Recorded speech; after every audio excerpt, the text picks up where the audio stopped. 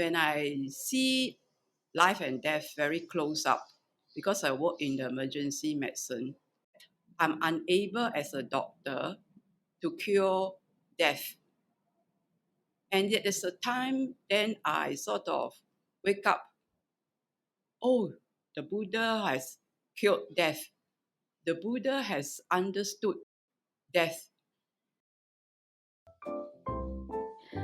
Hey friends, this is Kaisen, and you're listening to the Handful of Leaves podcast, where we bring you practical Buddhist wisdom for a happier life. What does it mean to cure death? In this episode, we speak to Dr. Ng Yuan Yen, a retired emergency doctor and a veteran Buddhist teacher, to learn more about the gradual path to the end of suffering, or what Buddhists would call the deathless or Nibbana. Nibbana. We've all heard of it, but do we actually know it? Is it for everyone? Is it attainable? Or is it even worth pursuing? This episode attempts to unpack that and shares a balanced approach on how we can slowly increase our happiness in the here and now. Dr. Ng also shared her inspiring journey as a Buddhist and the turning point that deepened her inspiration to practice Buddhism urgently in this life.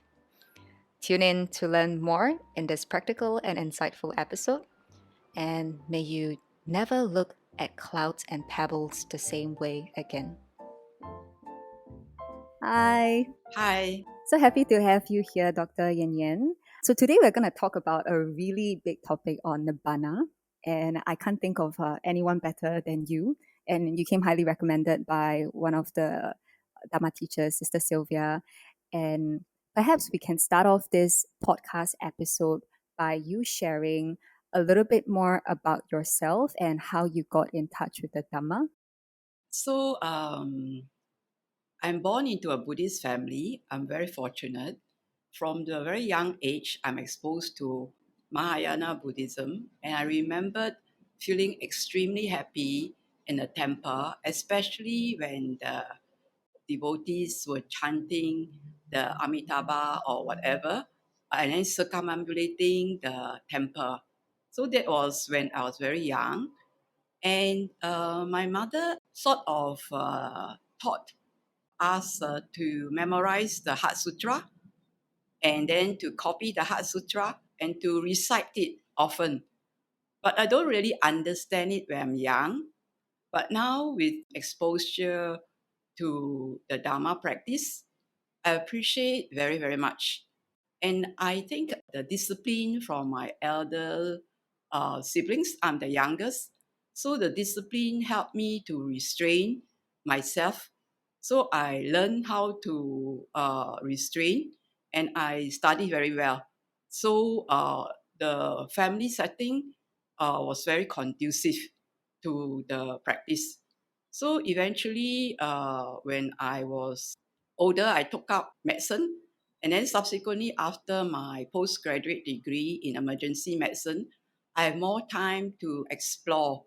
And then that's when I get into meditation, and I find it fascinating, the exploration of the mind and the body. So then I got hooked. After that, my friend Sylvia Bay says, hey, you cannot just meditate all the time. You must have some academic background. And that's when I did the diploma, the Buddhist Studies, the Bachelor of Arts at Honours at the Mangala Vihara Buddhist Pali College. Then subsequently, because we were the new batch, the principal, the late Bante Nyanarama, requests us, both Sylvia and myself, to teach.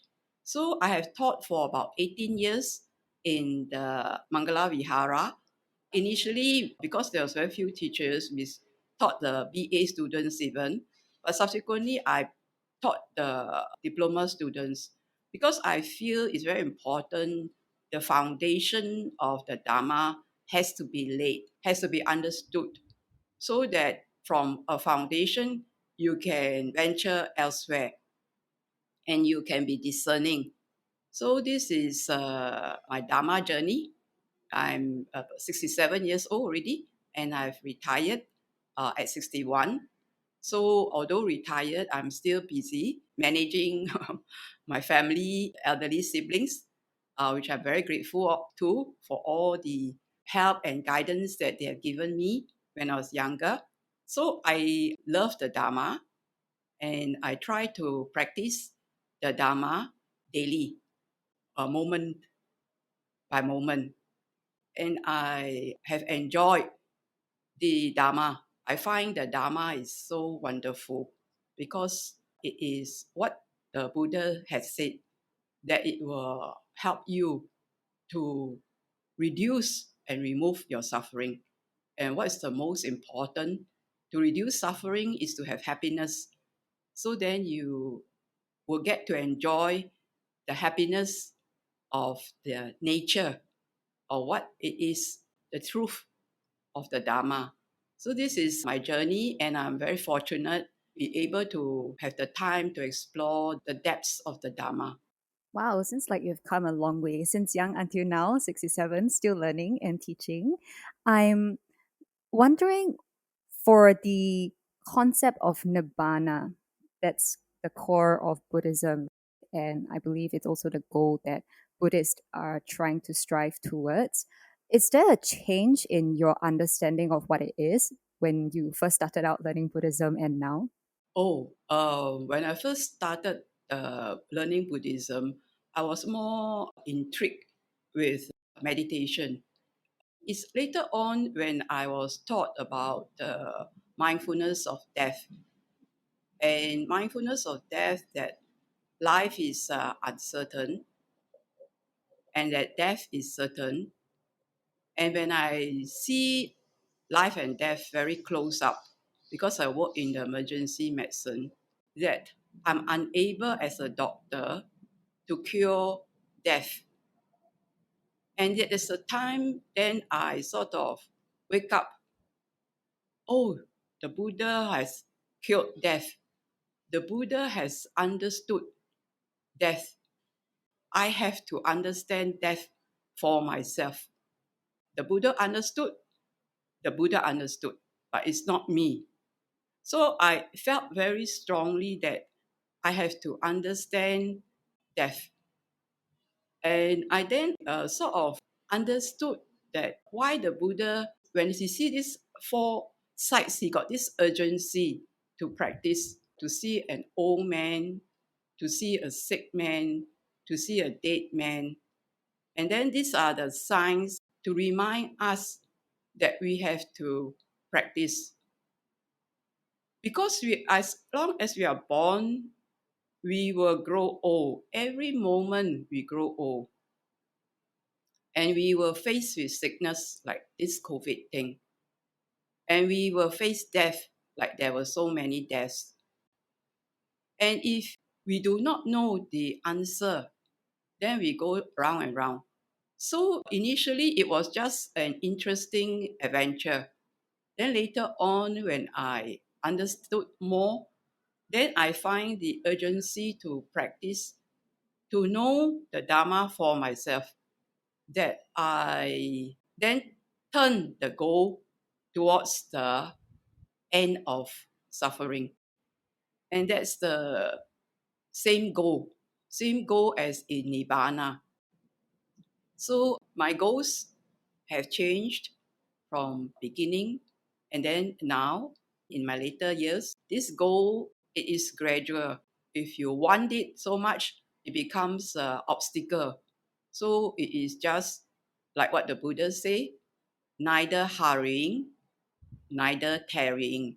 The energy is just nice, just middle, neither going to self-indulgence and neither going to self-mortification, neither indulging in pleasure nor averse to displeasure, so that you are on the middle path, you are on the Noble Eightfold Path, then it will help you end the suffering. And then you will see the happiness that he described. So you may have glimpses of it, and I think it reinforced the practice. The insights reinforce the practice that you continue to walk this path. I just have goosebumps when you talk about your experience earlier on. You mentioned that as a doctor, you realized that you cannot cure death. I think it resonated a lot with me because I was also thinking about, what's the best occupation on earth? And doctor seems to be a very noble occupation, but it seems like no matter how much research and development with the medicine and new intervention, there will always be new diseases, new viruses, and there's no end to this suffering, right? And that's also when I realized that, hey, actually, the most noble occupation is to realize the Dhamma and then to spread wisdom. It's just like what you're doing right now because Nibbana is the deathless. For listeners who might not necessarily understand what Nibbana is, can you unpack a little bit about why you say the Buddha can cure death? So he taught us Nibbana as the far shore. And in that far shore, it is also called the deathless, ageless, birthless, where there is no more arising of the lust or desires, no more arising of hatred or ill will, no more arising of delusion. All these three roots of existence have been destroyed. So Nibbana, he defined it as the unconditioned. So this destruction means there will be no more rebirth. He says in the Mahaparinibbana, this is the last birth. Or he says to this person will not be seen by me again because he will not be in the cycle of samsara anymore. So, samsara meaning birth and death. Yes, yes, samsara is birth and death in the realms of existence. The realms of existence ranges from the hell to the highest heaven. There is birth and death of animals, and then there's birth and death of human beings. But there is another dimension where there are hell beings, and then there are ghost realm beings, and then there are the heavenly beings. But all these beings in existence arise and die, arise and die. And as long as they arise, they will suffer. Even in the heavens, they suffer. Even the richest man on earth will also suffer. When you say that the Buddha is able to cure death, from my understanding and your description, it seems like one can be free from the cycles of birth and death.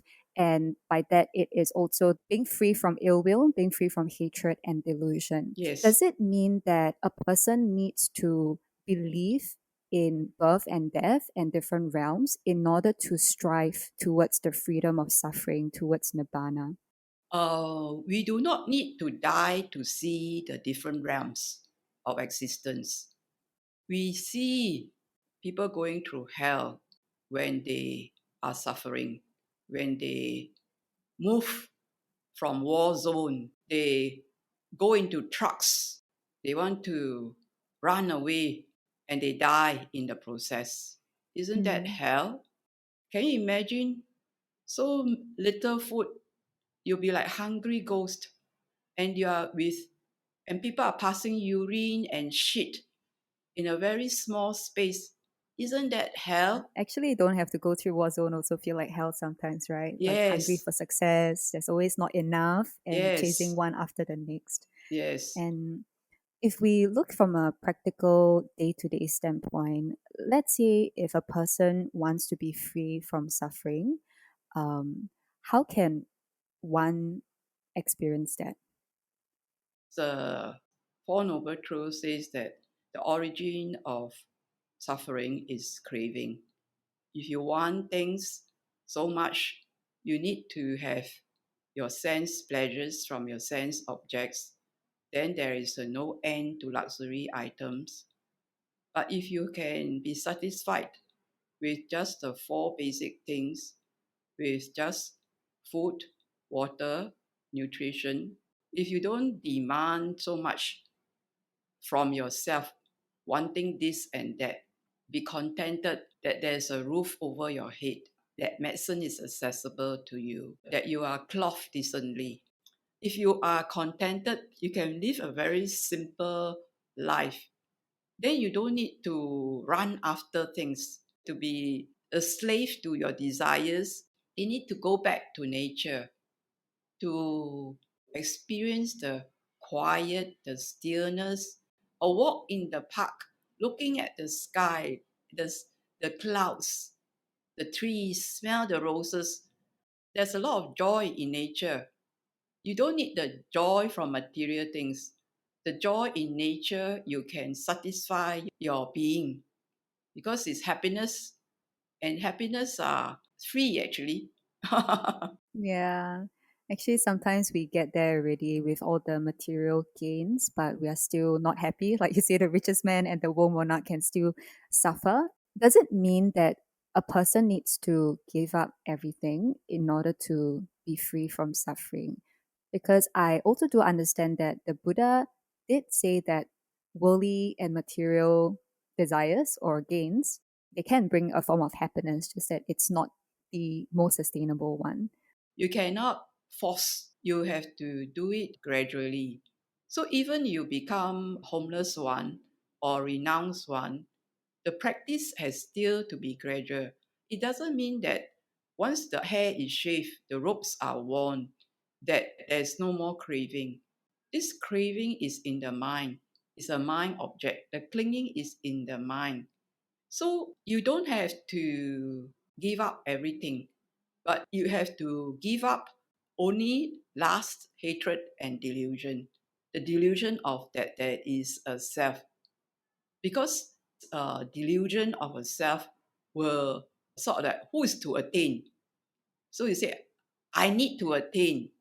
So there's a I who need to attain. But when we see that all conditioned things are impermanent, and impermanent things are suffering, and suffering is non-self, once you see this, then you would want not to hold on to anything. But this is a gradual path. Also, you must remember that renounced beings may have lots of things also. So the renunciation, the relinquishing has to be in the mind, and that it doesn't matter if you do not have this. And then there is the destruction of craving, cessation, dispassion. So these are the things that the Buddha taught. But you know that you have to be quiet to see the gems at the bottom of the lake. If it's like muddied up, you can't see. So you have to be quiet, then you can see. You have to pay attention. So it is attainable, and it is being verified by the Buddha and the Sangha members who are all human beings. And these Sangha members include like the stream entrers, like even King Bimbisara, Ananda Pintika, practicing lay people. So many of them may be stream entrers too. So do not be disheartened. There are like-minded practitioners. They come together and we encourage each other in the Dharma practice. So for listeners who are not sure what stream enter is, it's basically you're kind of dipping your toes in the water of nibbana, and you can't unsee the wisdom, and there's no turning back. That nibbana is guaranteed. From my understanding, it's within 7 lifetime. Is that correct? Yes, yes, that's what the teaching say. All right. And you mentioned about gradual path. I'm wondering whether you can share your personal experience about how you realize, holding on to impermanence is suffering, and how you slowly relinquish. Okay, so impermanence is something of the body and of the mind, of all phenomena. And you can always get in touch with impermanence when you do anapanasati, when you do breathing in and breathing out. So I would recommend highly that people practice the 16 steps of anapanasati and also practice satipatthana. So you just read the suttas. It is a line by line guidance. And so in the first 4 steps, where you just breathe in and breathe out. The first step, breathing in, you know you're breathing in long or breathing out long. And then the second step is you know that you're breathing in short or breathing out short. Then the third step is to experience the entire breathing in. Eventually, when you look at it, it gets calm. When you look at just the breathing in, you can see impermanence. There's a beginning of the breath, and then the breath itself, and then the process of the breath, and then the end of the breathing in. So there is a arising and an ending. So in it, you can see the three. You see the impermanence, you see the non-self. It's just a condition. And this is very close to yourself, to your being. This requires practice. And then you then go into the foundation of feelings to see what is the feeling of just breathing in and out. Nothing else, just breathing in and out. Not caring about anything in the rest of the world. You will experience the rapture of the body. Breathing in and out, you just feel the vibrations of the body as a body is just breathing. And that is pleasurable in the mind. And you also experience the mental formations. And this mental formation also changes. These bodily formations and mental formations are impermanent. Just like the clouds in the sky, the cloud formation in the sky is impermanent. You look at them as if there's something substantial. But when you go above the clouds in the plane, you see they are nothing. There's no substance in it at all. Cloud formation, bodily formation, mental formation are empty. And then you see for yourself day in, day out. We all tie the mind to mind objects. These mind objects is not the mind.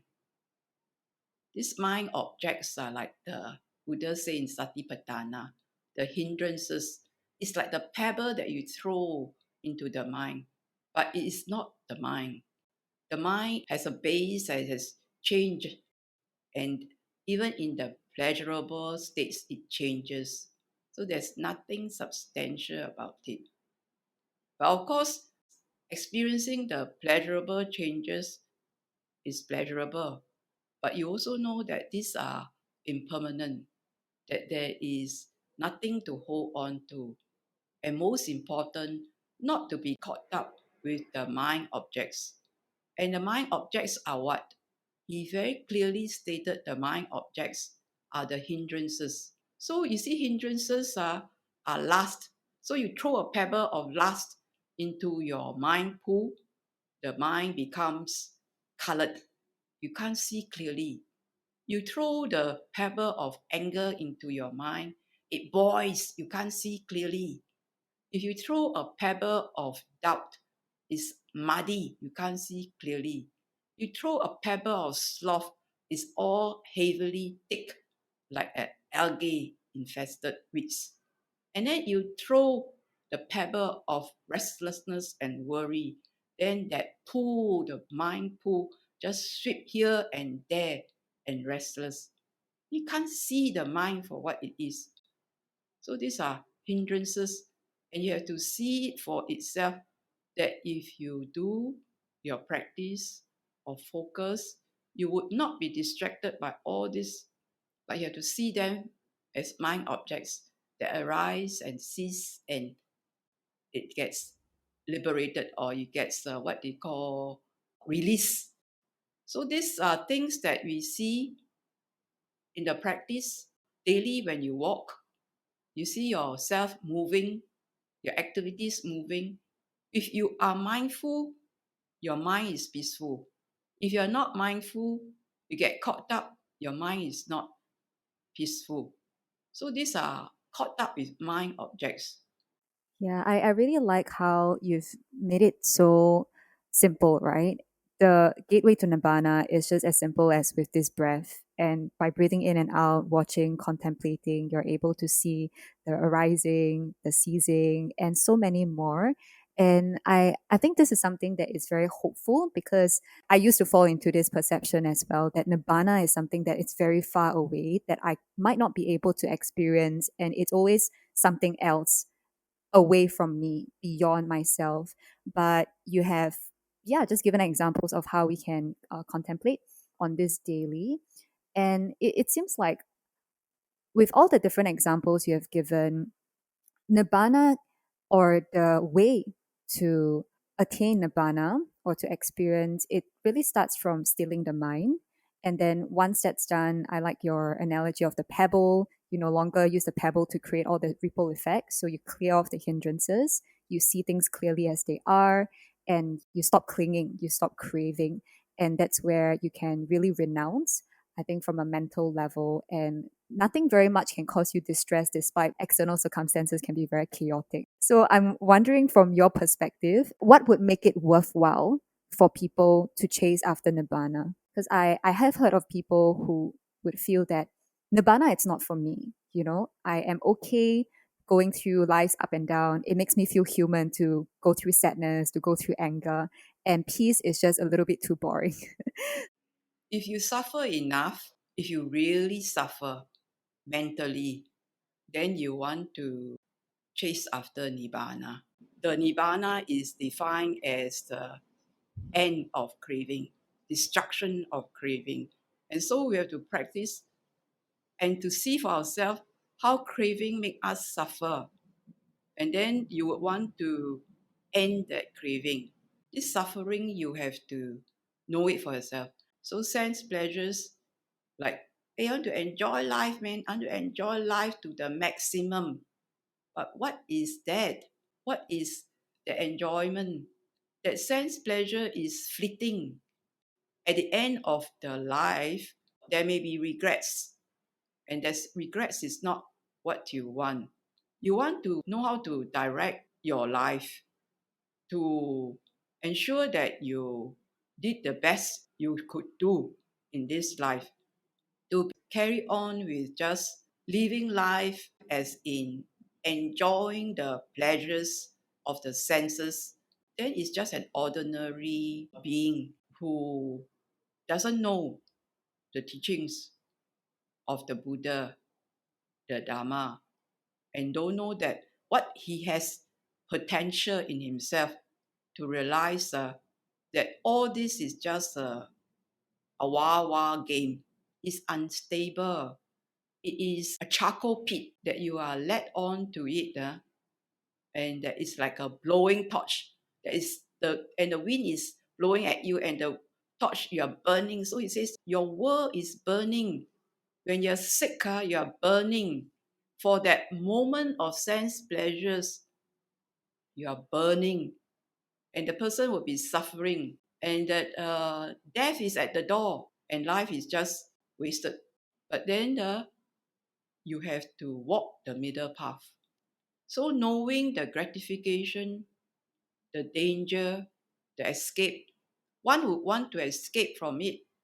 One want to realize the full potential of a human being and what the Buddha says that it is possible.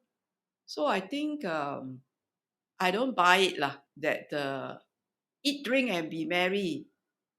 That's not the way. Yeah, I think it does require, like you say, a gradual path in order to realize. It reminded me of the story of Venerable Sariputta. I mean, he and his other very good friend, they were at this party, right? So at the top of the hill, they were seeing everyone drinking and be merry.